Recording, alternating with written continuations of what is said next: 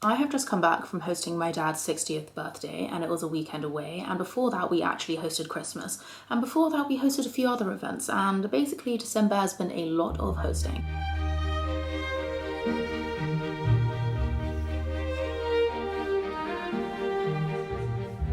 My hair and my skin and my everything have seen better days, but thank God.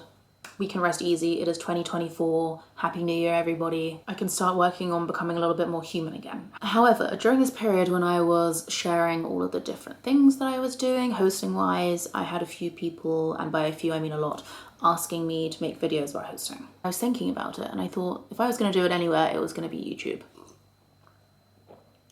This is my first how-to. I might make this a series, let me know what you guys think, but because I guess this video is officially Tamsin's guide on how to host. And of course, this is quite top line. Everybody has different methods, everybody has different ideas, everybody has different systems. It can vary country to country, house to house, person to person. If you're new to hosting and it's something you want to do more of in 2024, I'm hoping this guide will be helpful. So I'm going to split this how-to into a few short sections. There'll be examples of things that I've done in the past or live versions of me doing it, just so you can see what I'm talking about. You're not just going to see my tired face for the whole 5, 10, 20 minutes, however long this bloody video is. Anyway, enough waffle, let's crack on. So first things first, pre-event. There are a few things to consider. I love doing a menu or an invite.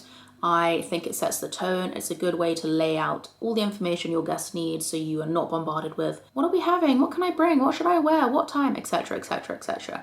And this is an extremely quick and easy thing to do, and I always use Canva.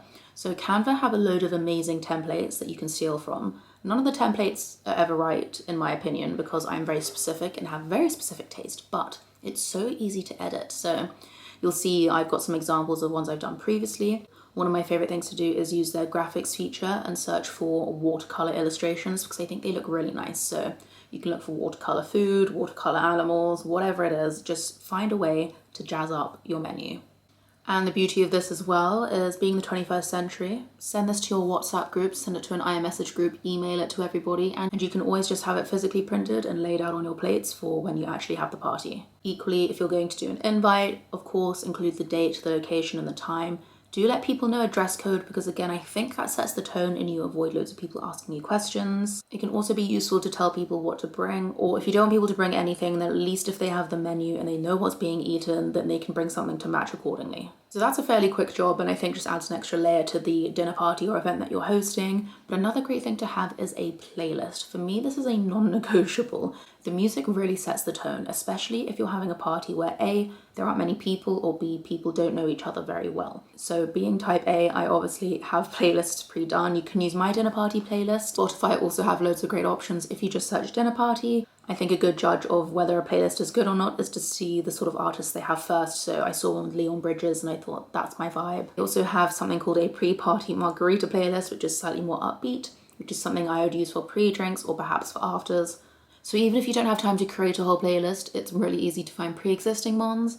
Also, when your guests arrive, you can create what's called a jam on Spotify, so everybody links up to the same system and people can play their own songs. Make sure you have music going at all times. Even if it's very quiet and in the background, it just stops that awkward, dead, horrible silence. The next pre-event thing you might need to consider is your seating plan. Obviously, this isn't applicable if you're having a very, very small, intimate dinner with people who all know each other, but for example, we do an annual Christmas party, and one of the rules is everybody gets to bring somebody new. So you often have a whole group of people who don't know each other very well outside of a few core members. If you're going to plan a seating plan that way, you can do what I do, which is to tag your personality hires. So I haven't included it in this example because I don't want anybody I know seeing whether they're a personality hire or not. But basically, personality hires are the people who bring energy and life and can talk to anybody at any time. And what I find tends to work best is if you dot your personality hires throughout your seating plan, but make sure they're slightly diagonal to one another, because what will happen is they will talk across to each other and they will automatically bring in everybody surrounding them into that one conversation. Basically just your loud, exciting flag points throughout the table, but it's a really, really good way to bring people out of their shells and to make sure everybody's having a good time. In the example I've just shown or will show or whatever, it'll pop up somewhere.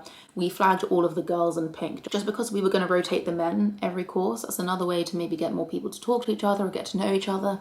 But it's really important if you're having a mixed party to make sure that you don't just have a group of men or a group of women in one corner. You want to make sure everybody is spread evenly. Again, it just makes a better conversation. Also, as the host, you want to make sure everybody's having a good time and that they're feeling included. So that's another really good way to ensure that happens. So next on your pre-hosting list, you want to think about what I call the common areas, because these are the areas that most of your guests are going to go to. So that's going to be either the sitting or dining room, it's going to be whichever loo or bathroom you let people use, and it's also going to be your kitchen. People naturally gravitate between these three spaces if they don't want to be sat down all night. So I'm not saying you have to deep clean and tidy the whole house if you don't have time, but make sure these three common areas are set up for guests. Make sure you have enough loo roll, maybe you have a candle burning, do you have flowers in there? Have you hidden the things that you want hidden? Have you kept the things out that people can use? Or I don't know what people do. So you want to make sure these spaces are accessible and comfortable to everybody and that they're not going to come and harass you during the party to say, hey, we've run out of kitchen roll, hey, I need loo roll, hey, where's your hand towel, hey, where's your hand soap, whatever it is. Just make sure these common areas are ready before you start hosting. Next up, we have the more exciting bit, which is your decorations. So for me, there are some real non-negotiables. I think any sort of party you host or dinner you host, whether it's very small or very big, should always have flowers and candles. I just think it automatically makes a room feel more welcoming and homely, and never have scented candles on your table because it's going to interfere with your food. You can just place a few plain classic tapered candles and some candle holders or even some little tea lights. It just really adds a warmth to the room. You do not want overhead lighting. Oh my god. The lighting's really going to set the atmosphere, and I think candles add to this. You don't want direct overhead lighting. You don't want brash lighting. If you can, floor lamps, side lamps, low lighting. This is another reason why I like to have candles in the bathrooms too, because I think if you can get away with candles and low lighting, everything looks so much nicer because let's be honest, bathroom lighting and kitchen lighting isn't massively forgiving and it just makes the whole thing feel very brash. Make sure you have the basics when it comes to your candles and maybe one bouquet of flowers. Always buy one bouquet and separate it into smaller vases. Earlier this year, I found a TikTok account. Excuse me, I'm very much losing my voice. As I was saying, earlier this year, I found a TikTok account which showed me how to style supermarket flowers to make them look more expensive. Essentially what she did was she used chicken wire and she put it in the bottom of the vase. And what it does is it holds each individual stem in place at different heights and at different angles so that you can make your display look slightly more exciting. I'll add an example in here somewhere so you can see what I'm talking about, but it's a very simple and easy thing to do, but it automatically elevates your display, elevates your room. I just think it's a really nice touch. And now if we get on to some slightly more intense decorations, let's say, if your party has a theme, that makes it slightly easier. If it doesn't, there are a few really simple things you can do to, again, elevate the party, elevate yourself as a host, and just make the whole thing feel a little bit more fun. Amazon is my lord and savior. I go there for absolutely everything. If you are having an Easter party, a Halloween party, whatever it is, you can find themed napkins, you can always find themed balloons, you can find so many small details that will just bring the whole thing together. These small details always have such an impact. So for example, on Amazon recently, I bought a new ice cube tray where the ice cubes are in the shapes of diamonds, and I also bought some freeze-dried flowers. So basically all I did was add the freeze-dried flowers to the ice cube tray, and now whenever I make drinks for anybody in the future, they're going to have a beautiful diamond-shaped ice cube with a flower in the middle of it. It's just that small attention to detail which I think is really important. A table is always going to look fantastic with the right tablecloth, some fun napkins, and some candles. I bought some really fun table mats and matching coasters from Pulcra. I love that website. You can always find interesting drinks glasses. You can always add really interesting serving bowls. I love H&M Home for this stuff. It's so affordable, but they have so many great pieces. Easter, I bought a fake grass table runner for the middle to put all my little chicks on and my eggs on. For Christmas, I bought a load of fake fir and pine needles, which I added velvet bows to just to make a centerpiece. New Year, we bought one of those crazy, slightly tacky balloon displays, but they were quite fun. It was one giant foil champagne bottle and all of the individual balloons basically cascaded down the wall into a glass. We also bought giant disco balls on Amazon to hang above the table. Again, it just adds an extra something. If you have a main hallway or entranceway, I think it's really fun to get a load of helium balloons with really long ribbons that people have to walk through. If all else fails, just go onto Pinterest and look for inspiration. I do it all the time. Not everything has to have a theme, but again, it's about the attention to detail and people will always remember the small little things. They also make for some really good photo moments, so a win is a win. So when it actually comes down to the party or the dinner and you are hosting, do not be afraid to ask people for help. You want everything to be as easy as possible on the day. Some of my favorite dishes are ones that you can prepare the night before and then just chuck in the oven on the day on. I always ask people to bring pieces. A personal favorite for me is to ask people to bring pudding because I know that requires quite a bit of time and I don't want to have to prepare and make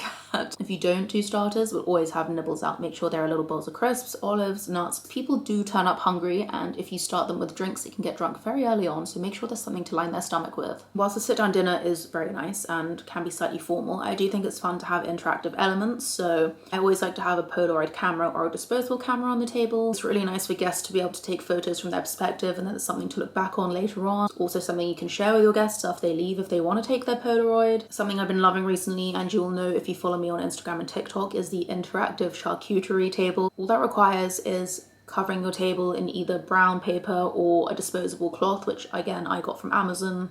Get a few Sharpies, get some edible gold, because again I really like that. I think it adds a little bit of flair. And you turn your whole dining table into a cheese board. We're planning on hosting a cheese and wine night, and I think what people will do is bring the wines, bring different cheeses, bring different meats. Everybody just lays it out on the table, and then you scribble the names of everything next to it, and people get to try something new, and they also don't have to keep asking, what is this? Honestly, think the interactive table cheese board thing is one of the easiest and most low maintenance ways to host a night. Another really fun interactive idea is to make a drink station. So if you have a separate side table or a bar cart, or even in your kitchen, you do a cocktail station or a martini station. You put all the ingredients out, you label what they are, and you let your guests mix and match their own things.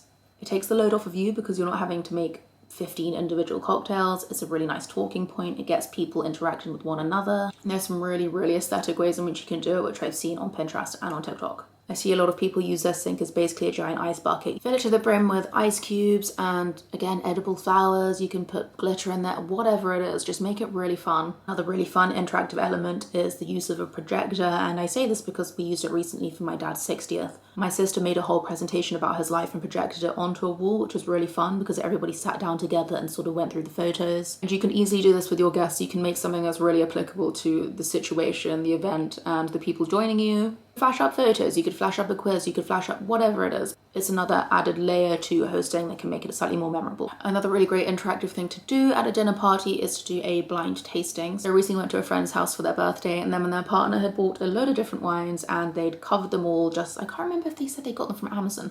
I'll put a photo in. They basically just covered them with a bag jacket, and they just had numbers on them, and we all had to do a blind tasting and guess the notes and guess what sort of wine we thought it was. And obviously very interactive, but also a great way to start conversations with other people, but just makes it a little bit more fun than here are a load of wines, drink them. Okay, so at this point you've done all your pre-event prep, you have your menus, your invites, the dress code, you've got an amazing playlist going, everybody's arrived and they're having a good time, the food's amazing, they're taking photos of each other, and then you come to the end of the night and you think, now what? Always have some sort of game prepared and something that's really low maintenance. One of my personal favorites is Mafia. If you've never played it before, I don't know what you're doing with your life, because it is the easiest way to get a group of people engaged and riled up. All you need is someone who knows the rules, a piece of paper and a pen. Because a lot of the game is about lying and deceit, it really is a fun way for people to get to know each other. If you have at least 2 or 3 games options that you can whip up out of nowhere, it's a surefire way to bring energy back into a party. Lastly, as the host, remember, you set the tone, you bring the energy, you are driving the ship. If you want to go to bed, you have to subtly kick people out. I have found many times that people will stay until they're told to go, and I've had people stay until 7 in the morning before. I mean, it's great because it means they're having a good time, but still, a lot of people will wait for your lead. I don't know if you've ever been to a party before or an event before where the host has been irritated or in a bad mood or, I don't know, stressed, and it really has a ripple effect amongst the rest of the party. At the end of the day, your job as the host is to make everything look so easy and effortless, because it's going to make everybody else feel at ease and have a good time. If you do feel like you're going to have a mental breakdown mid-hosting, take yourself off to the bathroom or your bedroom and just take a few minutes to decompress. Sounds very simple and obvious, but I've been to many parties where the host has been stressed and has made the rest of us feel stressed. If you're really struggling and you're short on time, just think about times you've been to parties or events and the things that have been really memorable to you from those. Was it the atmosphere? Was it the amazing decorations? Was it the food? Was it the company? You can hone down the things that you think make a really, really good dinner party or event, and you can focus on those first. A good party for me has a great atmosphere, but also it never runs dry on booze or food. But for some people, it might be a really good playlist. It might be a really memorable game. It's different for everybody, but At the end of the day, it's your party, your rules. Anyway, that is my very basic how-to guide to hosting. I think that maybe even if you host regularly, that you've been given some new ideas or some new things to consider. I'd love to hear all of your tips and tricks in the comments below, because at the end of the day, this is a community and sharing is caring. So anything you'd like to add, anything you'd like to suggest, please let me know. And I look forward to seeing you in the next video.